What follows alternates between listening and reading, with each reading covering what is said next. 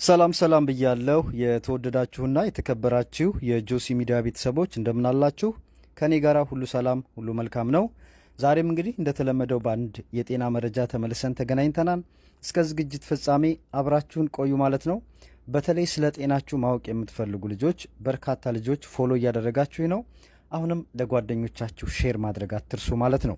ለዛሬ እንግዲህ ብታዳምጡት መልካም ነው ያልኩት በተለይም ደግሞ እናቶቻችን ከሚጠቀሙባቸው ባህላዊ መድኃኒቶች በጥቂቱ ነግራችኋለሁ። እነዚህ ባህላዊ መድኃኒቶች እጅግ ፈዋሽነታቸው የተረጋገጠ በተለይ ለረጅም ዓመታት ከጥንት ጀምሮ እናቶቻችን አባቶቻችን ሲጠቀሙባቸው የነበሩ የአትክልት አይነቶች ናቸው።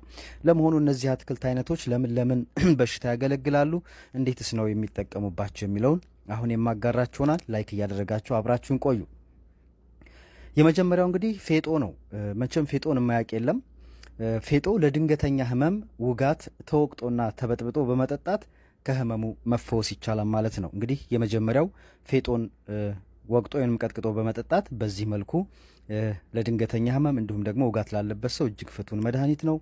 ሁለተኛው የነጭ ባህር ዛፍ ቅጠሉ ነው። በተለይ ቅጠሉን በውሃ ተፈልቶ ቢታጠኑት የመተንፈሻ አካል ችግርም ሆነ የትኛውም አይነት የጉንፋን ህመም በ2 ቀን ውስጥ ያለምንም መድኃኒት መፈወስ ይቻላል ማለት ነው። ስለዚህ የነጭ ባህር ዛፉን በመቀቀል ወይንም በማፍላት እንፋሎቱን ባፍና በፍንጫ ወደ ውስጥ በመሳብ ብቻ በ2 ቀን ውስጥ ከጉንፋን በሽታ ነፃ መሆን ይቻላል ማለት ነው።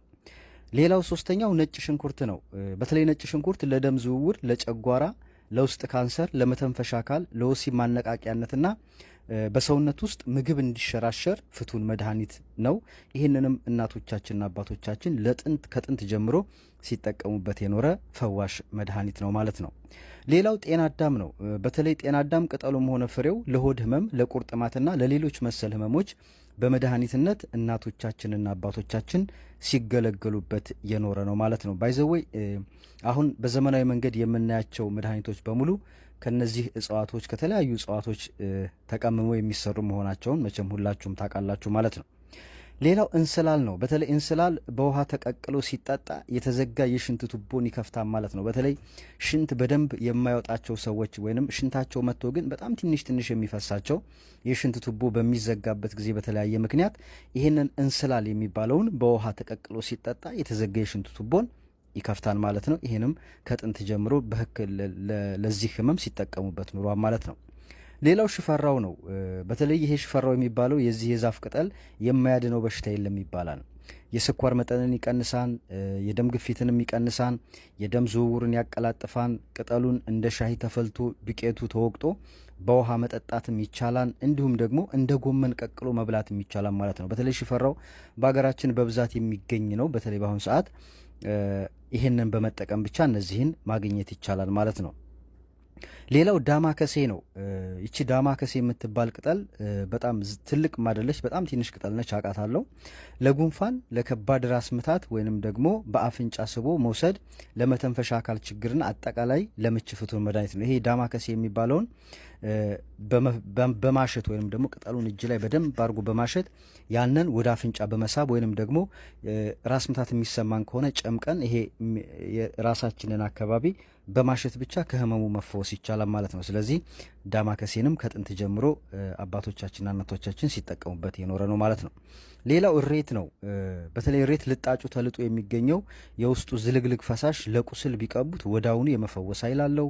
እንዲሁም ደግሞ ለፎረፎር ቢቀቡት፣ የስኳር በሽተኞች፣ የደም ግፊት ችግር ያለባቸው ሰዎች አድርቀው ፈጭተው እንደ ሻይ አፍልተው ቢጠጡት ጥቅሙ እጅግ የላቀ ነው ማለት ነው። ስለዚህ እሬትም የዚህን ጥቅም አለው ማለት ነው። እናቶቻችንም በፊት ሲጠቀሙበት የኖረ ነው ማለት ነው።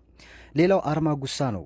በተለይ አርማጉሳ የሚባለው አረንጓዴውን ቅጠል በማድረግ ወቅጠው እንደ ሻሂ ለረጅም ጊዜ በመጠጣት የስኳር ህመምተኞች በደማቸው ውስጥ ያለውን የስኳር መጠን ፈጥኖ የማውረድና የመቀነስ አቅም አለው።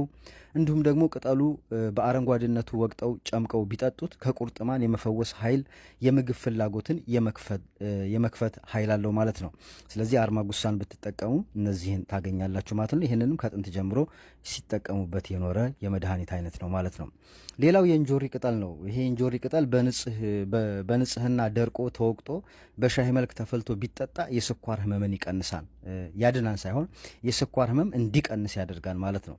ሌላው ጣዝማ ማር ነው። በተለይ ብዙዎቻችሁ ላታውቁት ትችላላችሁ። ጣዝማ የሚባል የማር አይነት አለ። በተለይ ከመሬት ውስጥ ነው ተቆፍሮ የሚወጣው። ከሌላው ማር ለየት ያለ ነው።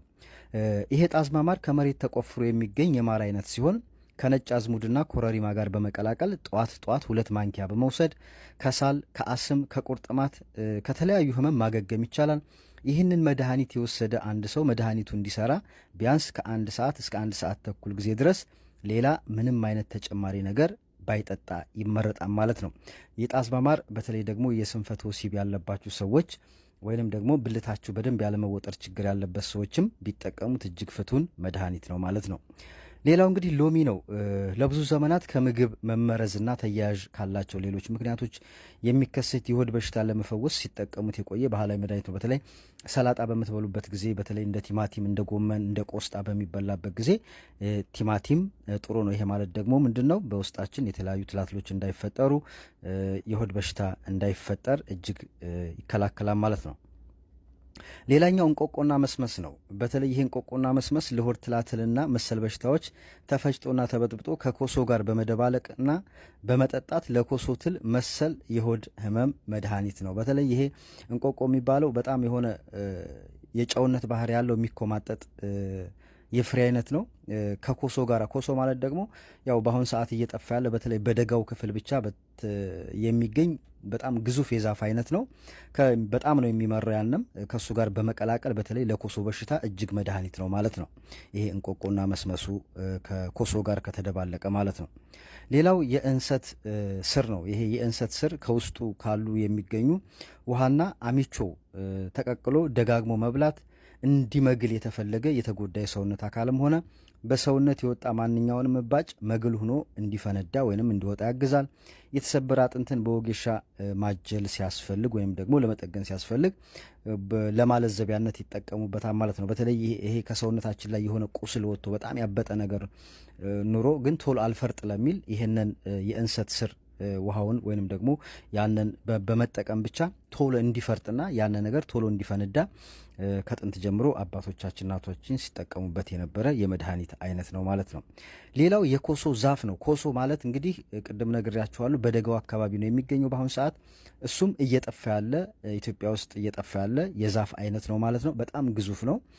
በጣም መራራ ነው ማለት ነው። ይሄ እንግዲህ የደረቀ የኮሶ ዛፍ አበባውን ነው ከእንቆቆና መስመስ ውስጥ በብርጭቆ ወቅጦ በብርጭቆ በመጠጣት የሆድ ውስጥ ጥገኛ ትላትልን ጠራርጎ በማስወጣት ይታወቃል። በተለይ ይሄ ወስፋት፣ ኮሶ፣ የተለያዩ ፓራሳይቶች በሆዳችን ውስጥ ያሉትን እነሱን ሙሉ በሙሉ ጠራርጎ በማስወጣት ይታወቃል ማለት ነው። እንግዲህ የተወደዳችሁና የተከበራችሁ የጆሲ ሚዲያ ቤተሰቦች እነዚህ አሁን የጠራኋቸው እጽዋቶች እንደየ አካባቢው አጠራር ስማቸው ሊለያይ ይችላል። ምናልባት እኔ የተጠቀምኩት ስምና እናንተ አካባቢ የሚጠራበት ስም የተለያየ ሊሆን ይችላል። ይህንንም ግምት ውስጥ ማስገባት አለባችሁ ማለት ነው። በተረፈ በያላችሁበት ሰላማችሁ ይብዛምላችሁ። እኔም ጆሲ ነኝ ከጆሲ ሚዲያ። በሌላ መረጃ ተመልሰን እስከምንገናኝ እስከዛው ድረስ ይህንን የኔን የቲክቶክ አካውንት እያንዳንዳችሁ ለምትወዱት አንዳንድ ሰው ሼር በማድረግ ወደዚህ ቤተሰብ እንዲቀላቀሉ በየጊዜ የምለቃቸውን የጤና መረጃዎች እንዲከታተሉ ስለ ጤናቸው በደንብ በቂ ግንዛቤ እውቀት እንዲኖራቸው ለምትወዳቸው ሰዎች ይህን ፔጅ ወይንም ደግሞ የኔን ቲክቶክ አካውንት ፎሎ እንዲያደርጉ አንዳንድ ሰው ሁላችሁም መጋበዝ አትርሱ ማለት ነው። በተረፈ ነገ በሌላ መረጃ ተመልሰን እስከምንገናኝ በያላችሁበት ሰላማችሁ ይብዛ። መልካም ምሽት ብያለሁ።